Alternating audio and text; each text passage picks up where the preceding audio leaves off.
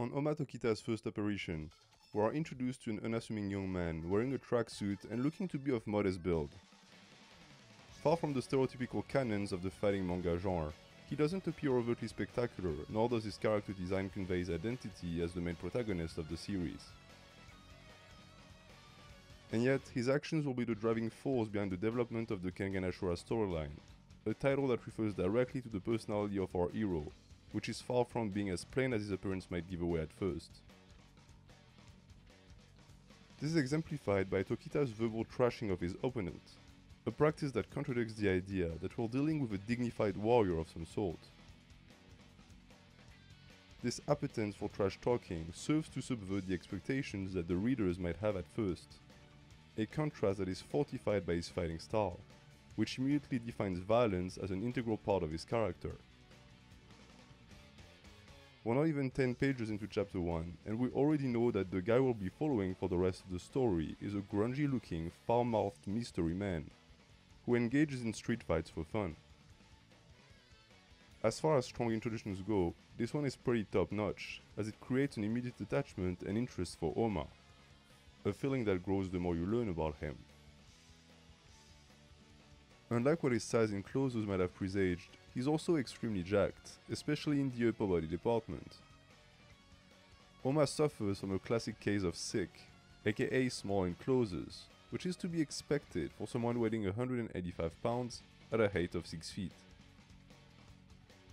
His body was sculpted by and for martial arts training, and he carries minimal body fat on his frame, which explains why he might not be as imposing as you would expect from the main character of a fighting manga.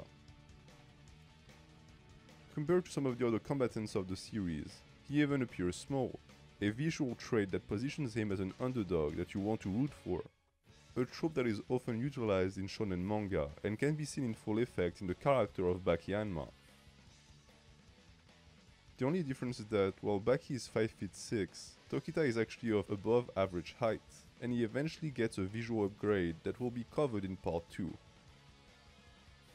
It was mostly used at the beginning of the series to install the idea in the reader's mind that Oma wouldn't be a brute force fighter and would mostly rely on technique to get by, a theory confirmed by the justification presented for his first 3 wins, which are all attributed to his ability to see the tide of power. That's another addition to the long list of things that Kengan Ashura has in common with Grappler Baki, besides being pretty much a spin-off of the Maximum Tournament. In both stories, the flow of power is presented as enhanced kinetic vision, which allows to not only perfectly foresee the opponent's movements, but also use their strength against them. Tokita demonstrated this power during his first match by not only dodging each of his gigantic foe's blows, but also by snapping his bones with a single twist of the wrist. During his confrontation against Rihito, he would apply a similar technique to prevent his body from being turned to shreds by the razor's edge, his vision allowing to see every single motion the second they are initiated by the joints, which is an advantage that cannot be understated. This power is even said at multiple points to be superhuman, and just like in Baki, it isn't accessible to just about anyone. While most high-level fighters will need to develop their kinetic vision at some point, being able to visualize and redirect movements is another story altogether, but that's not even close to Tokita's full potential. In his case, this is accompanied by an impeccable spatial awareness that is aided by his impossibly strong senses, his hearing being so sharp that he is able to pinpoint a specific breathing sound out of a crowd of hundreds of people. These almost animalistic traits, paired with his scruff appearance and rough attitude, participate in the aura of wildness that characterizes Tokita Oma. He feels like a wolf in human's clothing, a vibe that is conveyed through his every move, even in non-combat situations. For example, his idea of a joke is to sneak up on his manager in the dark, a man who is afraid of his own shadow, which seems to greatly amuse Oma, for who fear is a foreign concept. While clearly not lacking a sense of humor, it's still rare to see the guy smile, and he remains deadpan for most of his waking hours, at the exception of combat scenarios during which he often harbors a sickly grin. This delight for destruction, associated with his predator-like senses and instinct for combat, make him a formidable martial artist.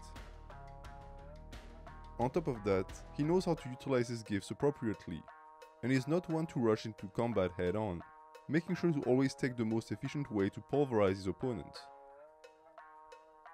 Not one to get blinded by his ego in the heat of action, he doesn't mind going on the defensive for a spell, or slowing down the pace of the fight if it means being able to crush his adversaries in the end. Far from being a berserker-type fighter, his approach to strategy often involves chipping down at the competition slowly, and he quite enjoys seeing his plans come to fruition, with the final blow being the exclamation point to complete his masterpiece. All these factors would allow Oma to completely dominate the Kengan matches, with his first real challenge being presented to him in the form of Jun Sekibayashi, a pro wrestler whose power I've already covered in length.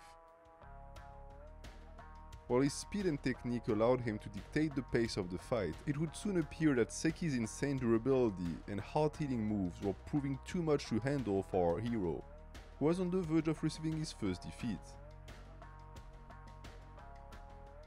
That was before the reveal of a trump card that our boy Tokita had kept stashed away just for such an occasion.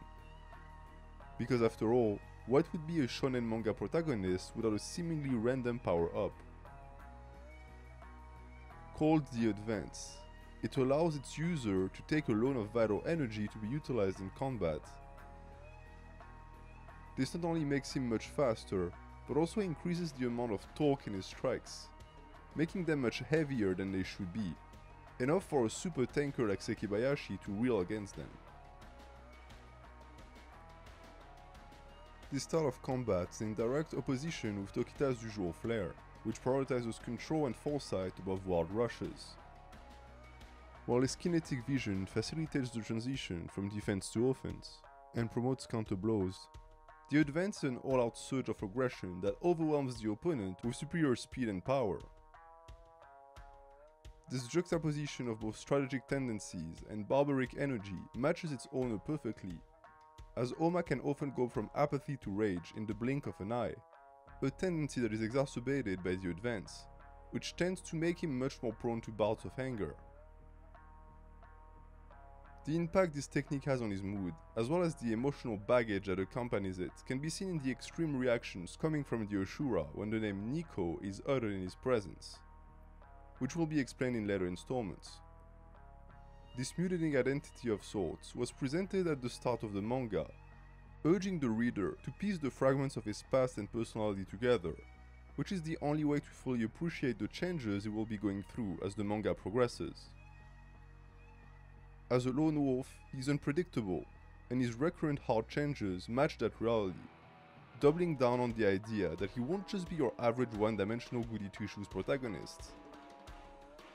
This is once again exemplified by the sudden apparition of the Advance, a haste in the hole he was forced to use to win the match that will get him access to the Kengan Annihilation Tournament, which is his ultimate goal, and the very reason why he started fighting for the Nogi group in the first place. As its design indicates, this is not the type of technique that can be used repetitively, as it takes a heavy toll on Oma's body. However, since it puts him on level playing field with the likes of champions like Sekibayashi, it's a necessary evil, and one that will become even more relevant during the Annihilation Tournament, while most fighters are bona fide monsters. The problem is that on top of damaging his cardiovascular health, the Advance also puts him in a sort of trance, during which he cannot utilize any of the martial arts moves, and develops a strong tendency to receive blows that he should have been able to dodge. Since his adrenaline is pumping like crazy, he doesn't feel them, but that doesn't mean that they don't have a lasting damage on his body. As one whose entire life revolves around fighting, Oma is not the type to care about such things. We might be heading towards the trope of the tragical hero who sacrifices himself for an ideal. In his case, it's a rather simplistic one, that of becoming the best fighter in the wood. It's not the most original of goals, but what it lacks in sophistication, it makes up for in purity. After all, there isn't a single man alive who hasn't dreamed at some point of becoming the strongest man on Earth. The seemingly paradoxical existence of both a laid-back and ultra-aggressive version of Oma is what makes him a Shura, which are demon-like creatures, described in Japanese folklore as being warriors above all else, who live for battle. They love combat and destroying things. They have enormous egos, desire to be better than others, have no patience for those weaker than they are, and prefer to solve any problem with violence. They are controlled by such intense passions that they are constantly fighting and never at peace. Ashura are also racked with jealousy. In Buddhism, to be reborn as an Ashura means to be constantly reminded how much better life would have been if you had been reborn in the heavenly realm, instead of a battlefield. A theme I will be detailing further when we start discussing Oma's horrific childhood in the ghetto known as the Inside. In his present life, this incarnation manifests itself in the physical realm under the form of the Advance. But its root cause is more psychological than physiological, as he carries enormous amounts of anger in his heart, linked to the mysterious figure of Nico, and a feeling of inferiority that threatens to make his ego implode whenever he feels weak, often resorting to violence to appease these feelings. This wrath would bubble up to the surface when the financial group for which he had been fighting in the Kengan matches threatened to pull him out of the Annihilation tournament, which he perceives as being a fateful event in his existence that he must attend at any cost. He would eventually make his way there by entering under the chaperonage of Yamashita, his previous manager, who will also receive a video of his own, as his development throughout the story is most remarkable and is sure to inspire some of you. Training hard night and day to be as sharp as possible for when the true test of strength begins. Oma would also learn of the identity of Kiryu Setsuna, a self-designed rival that has strong ties to our hero's past. It's at this point that his physique would undergo a rapid transformation, as his muscles would literally double in size in the span of 48 hours. Perks of being a shonen manga protagonist, I guess. This is also when we would learn more about his past and where he would unveil the Nico style, and its full arsenal of techniques. Some of which he hadn't used yet because, in classical Tokita fashion, he simply didn't find them cool enough. In a great show of foreshadowing, he would announce that there are some he even cannot control, which is exactly the type of chaotic energy the Annihilation tournament would take place under. But that's a story for another episode of Muscle Manga.